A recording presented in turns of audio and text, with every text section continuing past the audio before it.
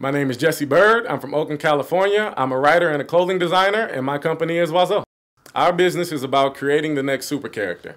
We're creating Timmy the Penguin, and we're using apparel and literature to spread his influence. The books are about Timmy the Penguin. It's about his growing up, his coming of age kind of story. It's an action adventure novel. Kids are gonna love it. It's full of action. It's full of fun. It's full of love and deceit and betrayal and all the things you want to see in an up and down roller coaster of a story. And the apparel is basically using that to broaden his brand, to get his face out in a different kind of way. Books are words, but apparel, it's tangible. It's something that you can see, something you can interact with. T-shirts, hoodies, sweatshirts, tank tops, jackets, basically anything we feel inspired to move into is what we're going to move into. The hook is that we're twofold. The hook is that we're apparel and we're literature. And the hook is that for every t-shirt you sell, you're introducing somebody to a book. For every book you sell, you're introducing somebody to the brand. So really, our network is going to be very, very vast once we get established, because anywhere the shirts are, the books are. We're currently we have 20 products in production right now. We're in 2 stores and we're on 4 websites. We've sold 300 units in about 10 months. A lot of different brands out here, they all have mascots. They all have kind of visual emblems, but the thing is that they don't mean anything. As soon as those clothes go out of style, you see those characters kind of disappear. And that's because they haven't created a deeper bond with the audience.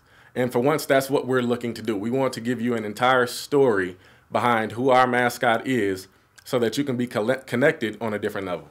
We are seeking $65,000 for 35% equity in our company. When I started this company, honestly, we didn't have much. It was a couple of $1,000s. It was an idea. There were no mentors to talk to. There were no industry connections.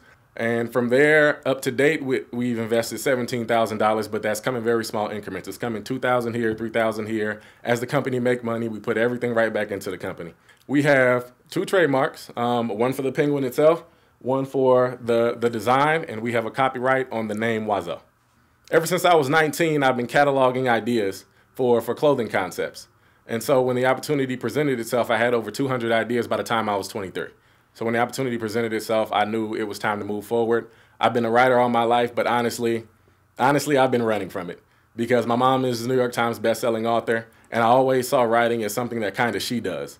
And I wanted to find my own way. Ironically, usually find the path to your destiny on the path you choose to avoid it. So that's kind of what happened to me. Growing up, I always thought I was going to be a basketball player. I've always been the tallest kid in my class.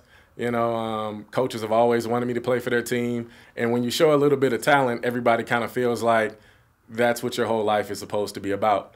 And for a long time, I honestly thought that was what my life was supposed to be about. I hadn't known anything else. And so when I had success in high school and I did get a full scholarship to college, I felt like this was setting me up for the path I was supposed to be on. Little did I know there was a roadblock ahead. It was December of my junior year. We were playing San Diego State, played for UC Santa Barbara. I was coming down on a rebound and I felt my knee pop twice. It just went like this. And I was standing, my foot was in place, but my knee was moving. And I didn't know what had happened. I was kind of in shock.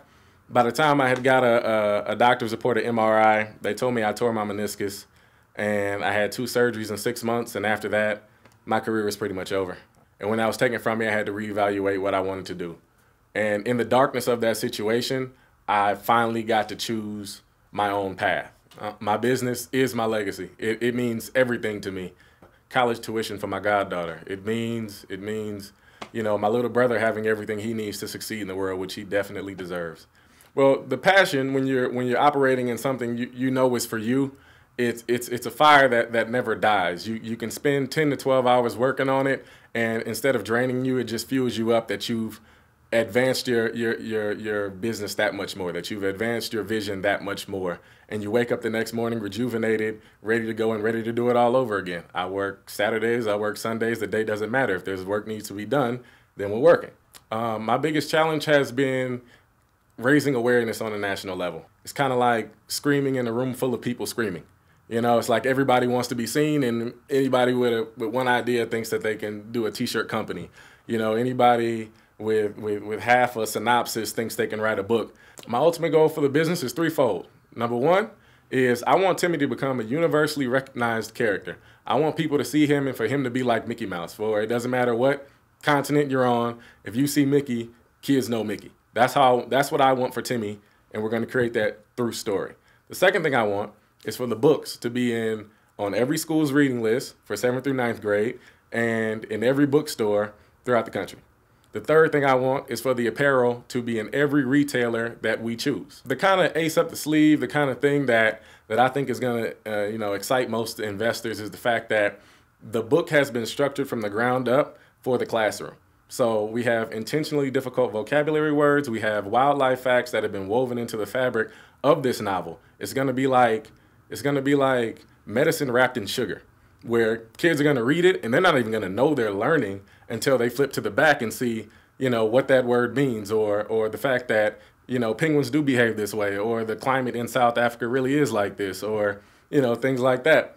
And I think it's going to force teachers to a point where they're going to have to say, okay, what's more beneficial to the student?